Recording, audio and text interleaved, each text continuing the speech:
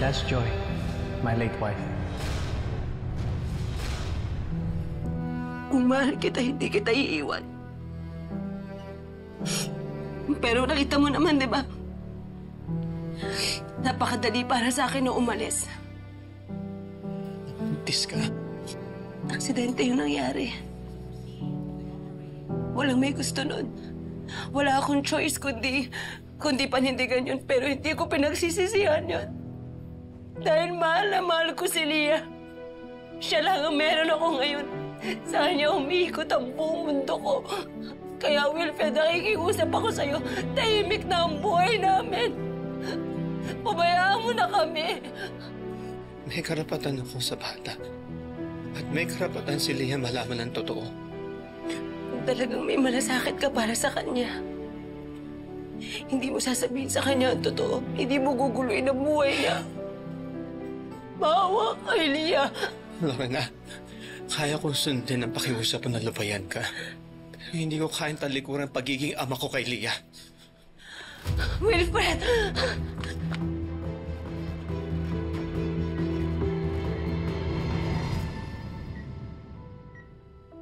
Super D?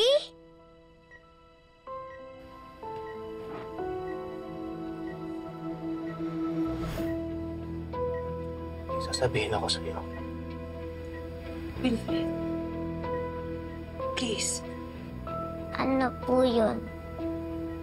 Gusto kong sabihin na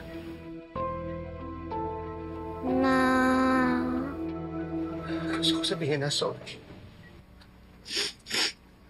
Sorry sa ginawa ko last time. Nakamalas ako bigla. Sorry kung nasaktan kita. Okay lang po yun, Super D. Alam niyo po, napapagod din po kasi ang mga superhero minsan. Kaya minsan nagiging masungat din po. Sorry sa mga pagkukulang ko sa'yo. Sorry kung wala ako. Sorry. Super D, okay lang po yun. Ang importante po is nandito na po kayo ulit.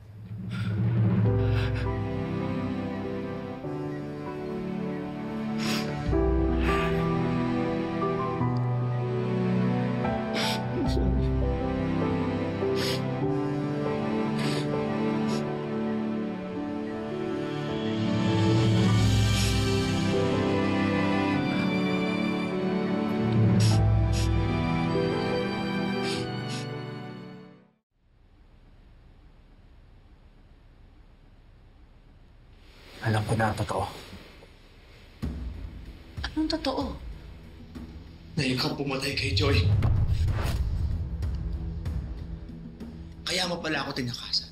Kaya nalayo mo sa akin ang anak ko dahil ayaw mo malaman ko ang totoo. Wilfred, hindi ko sinasadya yung nangyari kay Joy. Maniwala ka sa akin.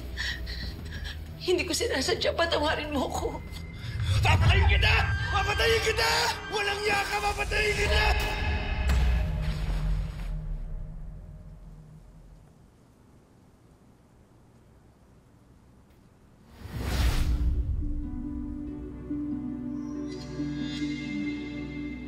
Panaginip lang.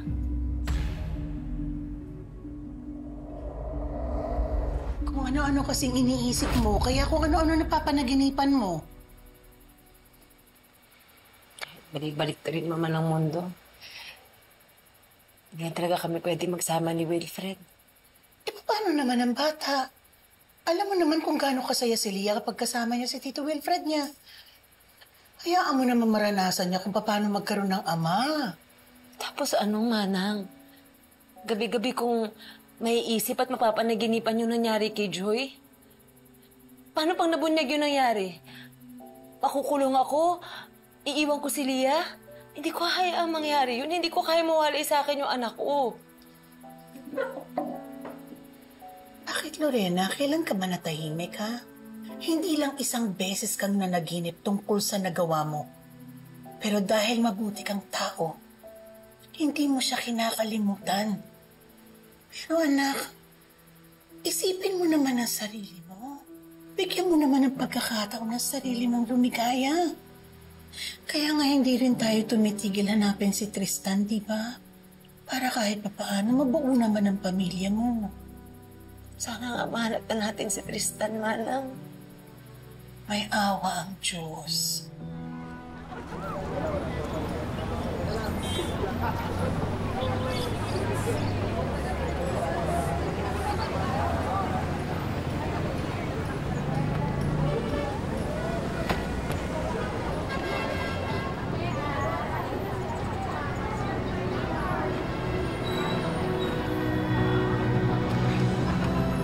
Alam niyo, Manang, miss na miss ko na yung kapatid ko.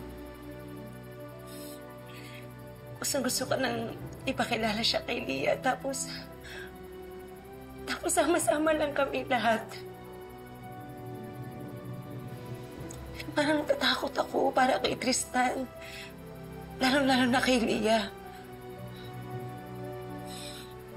Paano kapag nabunyag yung nakaraan ko?